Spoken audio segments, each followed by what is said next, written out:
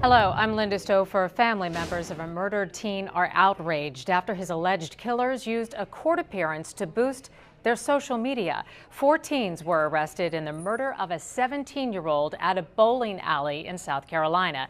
Now, when they faced a judge Thursday and saw the cameras, they asked for followers for Twitter and Snapchat. Yeah, I got a question. What are these cameras for? It's the news media. No, I got a question. Oh, the news media? What's up, y'all? Man, you follow me on Twitter. Follow me on Instagram, Luca Brasher Jr. Snapchat.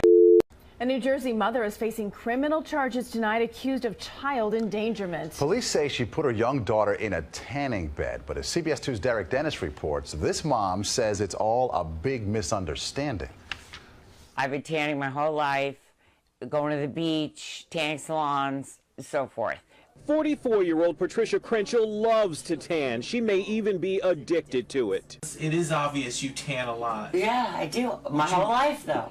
Would you say you tan too much? No, I love to tan. And while this mother of 5 from Nutley, New Jersey, arguably pushes her own skin to the limit, she's adamant she would never tan her 6-year-old fair-skinned daughter, Anna. No, not at all. Not at all. Not whatsoever. And did you get a suntan? Yeah. Hey, I did. There's no room, A. B, I would never permit it. C, it didn't happen. She's 6 years old. Yeah, she does go tanning with mommy, but not in the booth. Do you like the suntan? No. Admits he stole gas from a police cruiser. Once he posted the picture of him in the act and making an obscene gesture on Facebook, it spread like wildfire and Jenkins police began investigating. WYMT's Jerica Insco talked to the gas bandit about why he did it. Michael Baker's girlfriend snapped this picture, meant to be a joke, that was not so funny when Baker was put in the back of one of those cruisers. Well, he was just standing there, and I thought it'd be funny to take a picture, and didn't post it on Facebook. At first, Baker and his girlfriend were apprehensive about telling me what really happened last Friday. Yeah, we're sorry. It was just a joke. I mean, if we was going to steal gas, we wouldn't put it nationwide on Facebook. I mean, we don't steal anyway, but we're sorry. As the interview continued and Baker loosened up, I asked why he had a hose in the cruiser's gas tank. His honesty might surprise you. So did you take some gas? I got a little bit, I ain't gonna lie. I just got not much. I couldn't get much. I tried, but there wasn't much in it. A little gas or a lot of gas? It's still the same crime in the eyes of law enforcement. If they're going to do it to a police car, they'll do it to just about anybody. Baker spent a night in jail for his offense and was charged with theft by unlawful taking, something you would think he would be sorry for. So, I mean, do you apologize to the cops for it? Not really. Gas prices are high, but Baker's fine for stealing it will be much higher. Caught on tape, a man running for dear life escaping from a courtroom. Immediately after pleading guilty, he pleaded guilty to 5 counts of robbery. That Columbus guy sprinted out of the courtroom. At least he didn't steal anything from there. His freedom, though, was short-lived, since officers tackled him in the hallway. When he's sentenced next month, his punishment could now be 40 years behind bars. Though convicts do get exercise time so he can keep up his running. Police have arrested a California man for allegedly arranging to sell his 14-year-old daughter into marriage in exchange for $16,000, 100 cases of beer, and several cases of meat. They can't get married in California, and she can't consent to this. And you can't place a minor in someone else's home in exchange for money.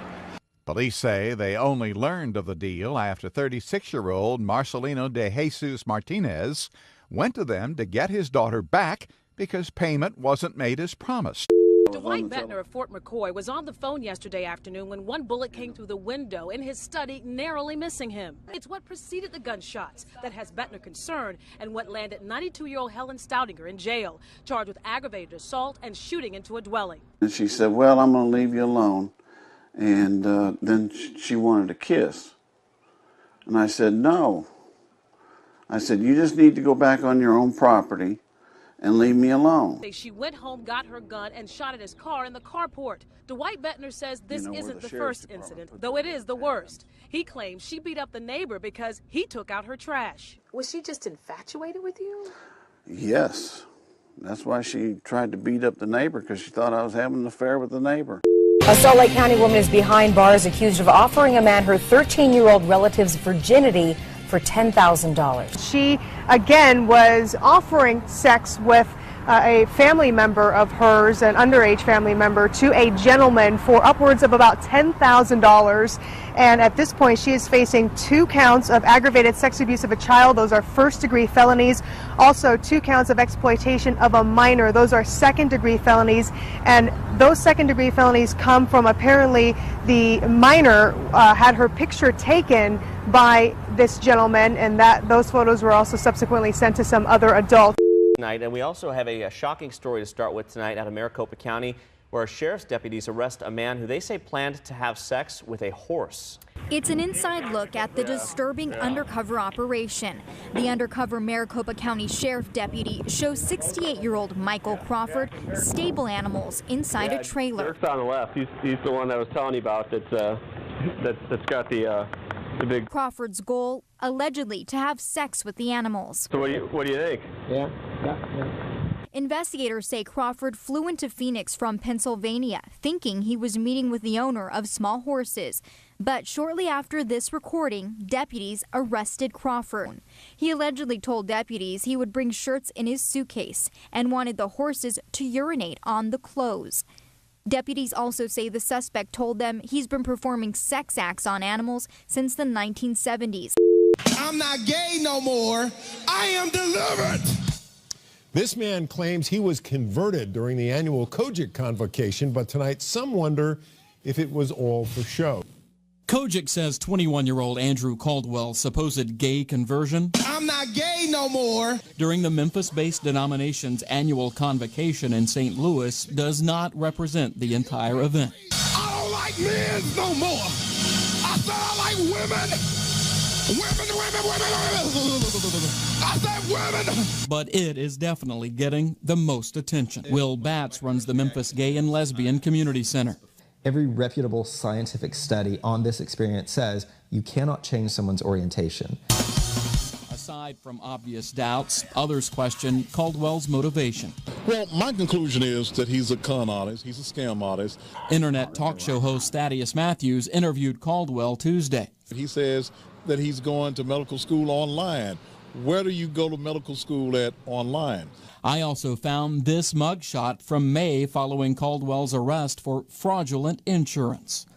I briefly spoke with Caldwell myself on the phone before he quickly put his manager on. Both firmly denied this was a setup. I am delivered. Caldwell also claims he hasn't made a dime from his deliverance. God said he's going to bless you because of your commitment. Although Bishop Brandon Porter of Memphis handed him a $100 bill following it. A holiday family gathering turned tragic for a West Bank family. A man is behind bars tonight after he allegedly stabbed his father to death and wounded his mother. Paul Murphy has more on the bizarre reason that led to the rampage. 32-year-old Ronald Pritchett stabbed his father, 58-year-old Percival Pritchett, last night around 7:30. Pritchett turned violent after an argument over fast food. He became so enraged over the fact that they didn't get any food for him that he went upstairs, kicked open the door to his parents' room, at which time then he began stabbing them both multiple times. More than a bad haircut, this little pooch got part of her ear snipped off. But instead of apologizing, her owner says the groomer at this Oahu pet store simply glued it back on. Her grandmother, Gladys Kapuai, says she took Dodo to Petco in Kaneohe for grooming last July, and a couple of days later realized one of her ears had been cut. Was dried, bloody, was dry blood, everything. I noticed that at home, you know. So when I took her to the vet, the doctor told me it looked like they tried to glue it back. This lawsuit alleges that Petco attempted to reattach, glue, or sew the ear back on and failed to disclose what happened when Kapuai picked the dog up. A Spokane man now charged with animal cruelty for having sexual relations with 3 dogs and a horse. 45-year-old Travis Joy arrested yesterday. Investigators say he videotaped himself with those animals. The videos and his own admissions now have prosecutors charging him with 7 counts of first-degree animal cruelty. These videos were a depiction of sexual contact with 3 separate dogs on 3 separate occasions, and also a horse. Deputies say Joy owns 2 dogs, but only one was seen in the videos. The 2 other dogs and horse belong to his acquaintances. Back to our top story tonight, a bizarre case of family abuse. Deputies say a 5-year-old boy attacked his disabled grandmother with her walker and then urinated on her back as she tried to get away. According to the criminal complaint, the boy's mother sat on the couch watching television and did nothing to stop this assault. Well, tonight she is in jail charged with elder abuse and child neglect. Taking a look at our top stories making headlines today, here's another thing for parents to be on the watch out for. Doctors are issuing a warning about a disturbing new trend involving your teens and hand sanitizer. Some kids are apparently using this household product to get drunk. They're ending up in the emergency room. They're actually drinking this stuff to get high, and even worse, they're ending up in hospital emergency rooms. 62% of alcohol. I think this is worse than beers for your kids. So watch your kids right now because they're drinking a lot of hand sanitizer. She's even warning us, kids are posting on YouTube as if it's all a big joke, but experts say it is not funny, it's dangerous, and potentially deadly. So far this year, 6 San Fernando Valley teenagers had to be rushed to the hospital to be treated for alcohol poisoning after they drank hand sanitizer. They've apparently figured out a way to turn the gel basically into shots of grain alcohol. They're looking at recipes online for how to remove the alcohol, and so they're probably getting pretty close to what is called grain alcohol strengths of alcohol. You're talking 100% alcohol is what they're going to be left with.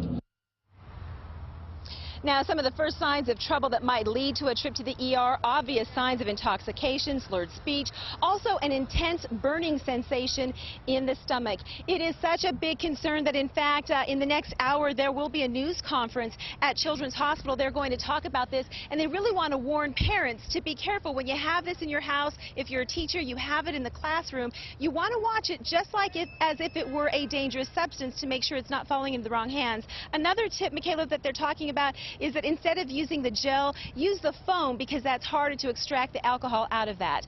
But certainly, as you said, it's something that every generation does, and every generation that comes next says, how could this happen? Why are they doing this? But it's always something else. It was mouthwash, it was cough syrup, vanilla extract, but certainly it's important to warn people about it. It's a 911 call just released from law enforcement and obtained by EastIdahoNews.com that will have you shaking your head. There's 2 guys traveling from Las Vegas up to Montana with over 20 pounds of marijuana in their car. And according to court documents, the 2 men were using some of that marijuana. Well, once they reached the Idaho border, they said they felt like they were being followed by cops. And they got up to Rexburg, they pulled off the freeway, they called 911, and, well, you just have to listen to the call. Madison County 911. Hi, we're the 2 dumbasses that got caught trying to